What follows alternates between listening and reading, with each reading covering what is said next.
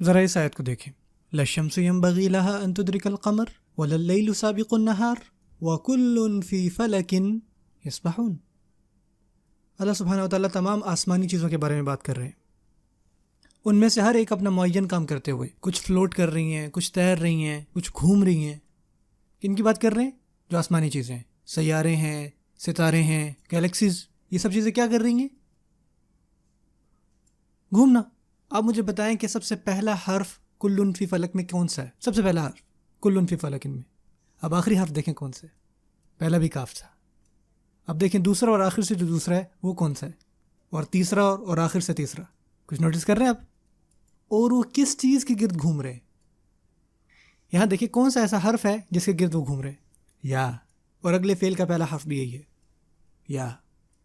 سبحان اللہ، کوئی کیسے کر سکتا ہے ایسے؟ انسان کے بس کی بات ہی نہیں ہے۔ پتہ کہنے کا مقصد کیا ہے؟ اللہ تعالیٰ نے یہ کلام نازل کیا، یہ لکھائی میں نہیں اترا، ٹھیک ہے نا؟ یہ لکھا لکھایا نہیں آیا، یہ آپ صلی اللہ علیہ وسلم تلاوت کرتے تھے، اللہ تعالیٰ آپ صلی اللہ علیہ وسلم پر یہ قرآن مجید نازل کرتے تھے، اور وہ پھر آگے اس کی تلاوت کرتے تھے، ٹھیک ہے نا؟